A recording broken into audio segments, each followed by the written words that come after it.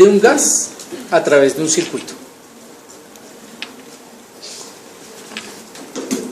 Iván Ariza, ¿usted alguna vez ha visto a alguien que le pongan oxígeno? ¿Sí? Y ese oxígeno que se lo administran, ¿lo ha visto que se lo ponen que por cánula nasal? ¿Y esa cánula de dónde viene? O sea, ¿dónde está conectada? A una toma de aire. ¿Y esa toma de aire tiene un regulador? ¿Sabe cómo se llama ese regulador? Flujómetro. Hoy vamos a aprender muchas cosas. Flujómetro. Y ese flujómetro está determinado en litros por minuto. ¿Cuántos litros de aire, de mezcla, pasan por minuto a través del sistema? Es una velocidad. ¿Listo? Si yo aumento la velocidad en el circuito, la curva tiene la posibilidad de cambiar de ser en diagonal,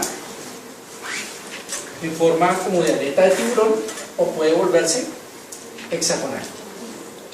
Entre más flujo, aumento el área bajo la curva, que se va a ver manifestado en la presión media de la vía aérea. ¿Listo?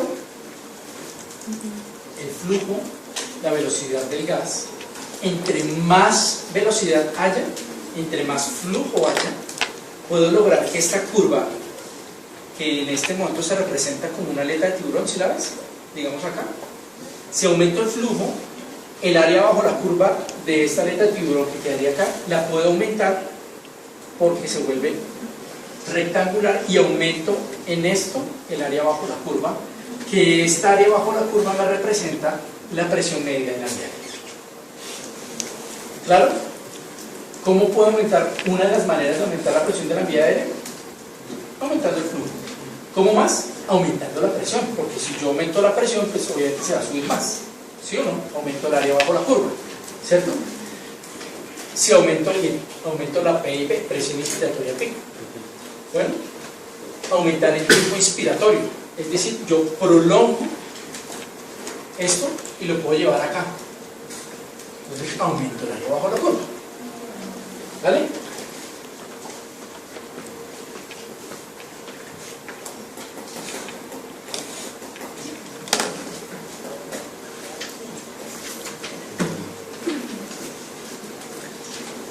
Entonces, último concepto fisiológico, CPAP.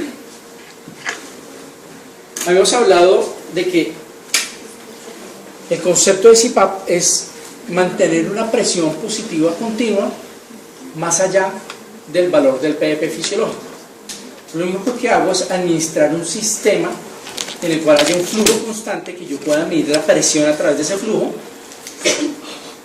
para mantener el alveolo todo el tiempo distendido a cierto volumen. Bueno, luego el concepto de CPAP me dice que la presión superior a 5, habíamos dicho que el PEP fisiológico era de 4 a 5, ¿verdad? Si yo doy presiones de PEP superiores a 5 de manera constante, estoy administrando un CPAP. ¿Listo? Por lo tanto, el concepto de PEP y CPAP van de la mano. ¿Listo?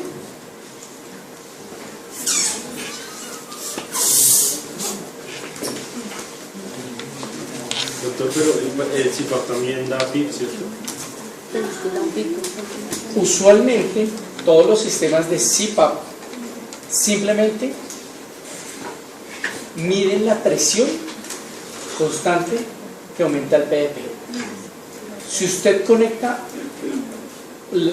tiene la forma, porque sí se puede hacer, de dar una presión pico, ya no habla de CPAP, sino de soporte usualmente no invasivo, porque está dando una presión pico. O sea, la presión pico es uno. Usted puede conectar un ventilador a través de una cámara. Lo hacemos en los recién nacidos. Y le puedo decir al ventilador, tiene un poquito de presión pico, pero ese no es el objetivo. El objetivo es que me mantenga una presión constante para dar ese cambio. ¿Ok? pero pudiera yo colocarlo en el ventilador y decirle, el principio fisiológico de la ventilación en recién nacidos es por presión, no por volumen. En los niños y en los adultos ventilan por volumen. Nosotros ventilamos por presión. Cuando ustedes lleguen allá a la unidad de recién nacidos, van a escuchar primera máxima de la rotación por recién nacidos. Doctora Palabra. Cuando usted fue a la unidad, le dije primera máxima de esta rotación. Los niños no son adultos pequeños, ¿verdad? Y los recién nacidos no son niños pequeños. No existe ninguna otra población que tenga que hacer todos estos cambios fisiológicos. Y esto hace que la fisiología sea única e irrepetible. Los recién nacidos son los seres que más apoyo en algún momento necesitan y son los que además son los más agradecidos de todos, porque si yo hago las cosas bien, al bebé le va bien. Habíamos hablado inicialmente, cuando empezamos la clase, que este recién nacido in útero, en la medida en que va madurando y va llegando al término, se empieza a preparar para ese nacimiento, para ese evento que va a ser el más difícil de la vida y que afortunadamente todos olvidamos por lo difícil, que el pulmón tiene que empezar a prepararse y se prepara a través de la serie de una liberación de hormonas y de sustancias y de catecolaminas que van a preparar el pulmón para que el pulmón sea capaz primero de absorber el líquido y de que empiece a funcionar. Esta es la fisiopatología de la taquipnea transitoria del recién nacido, donde básicamente lo que vamos a ver es una demora o una alteración en la absorción del líquido amniótico que se encuentra a nivel alveolar. ¿Por qué? Porque de alguna manera algunos recién nacidos demoran o se dificultan en que las bombas que tienen que hacer intercambio de líquido por electrolitos no lo hagan bien. Hombre, pero si además de eso nos da por nacer 2.600 metros más cerca de las estrellas, eso dificulta la adaptación neonatal. Tenemos una presión barométrica muchísimo menor. Y para cualquiera de nosotros que andamos en Transmilenio, no se nos hace extraño ver una mamá con una balita y un bebé, porque vemos gente con oxígeno en Bogotá a estas alturas en la sabana. No es extraño. A diferencia, ¿algún costeño? ¿Ven a alguien en la calle con oxígeno, un recién nacido en la costa? O sea, sería lo más exótico, sería un cachaquito que lo mandaron para allá para poder estar el oxígeno.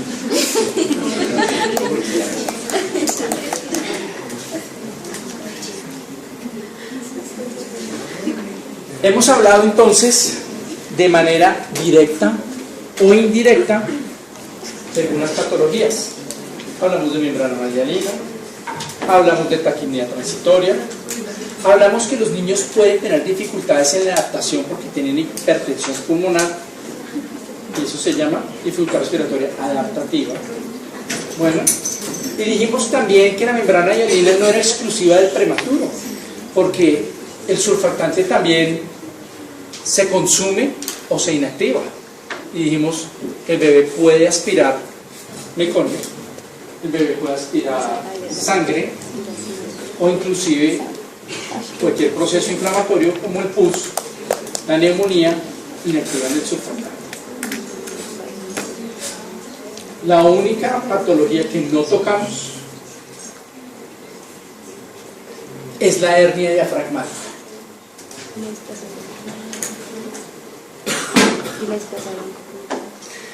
Me están preguntando, ¿y la displasia broncopulmonar? Para salir del tema de la hernia diafragmática,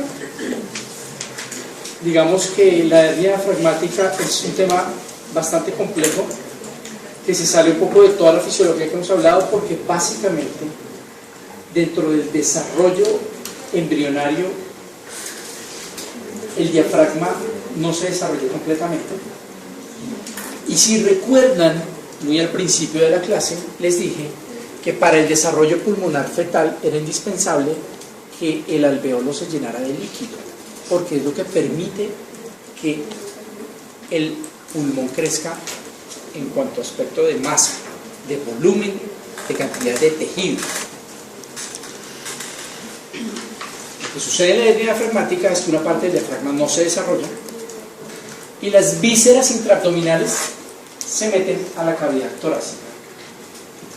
Y la presión que está ejerciendo el líquido hacia los alvéolos no alcanza a vencer la presión que ejercen las tripas dentro de la cavidad torácica, y por tanto ese pulmón de ese lado no se desarrolla.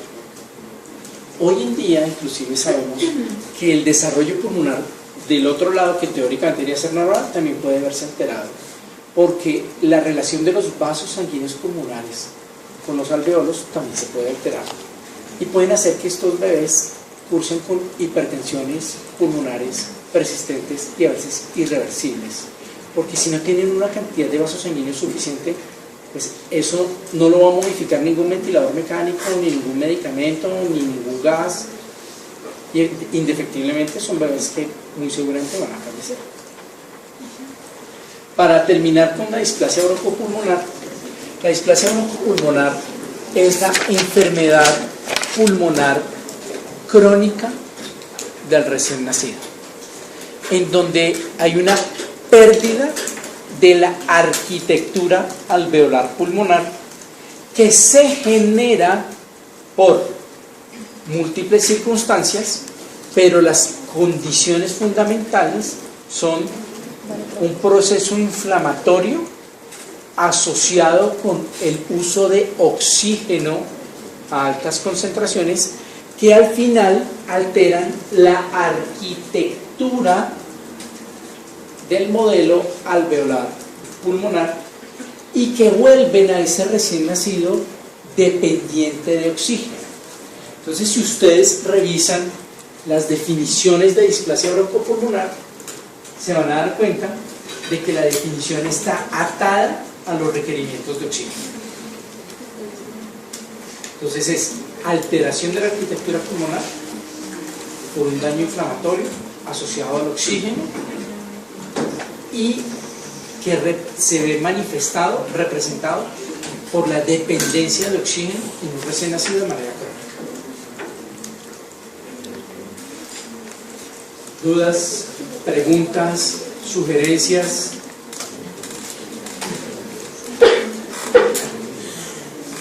¿Todo claro? Feliz tarde para todos.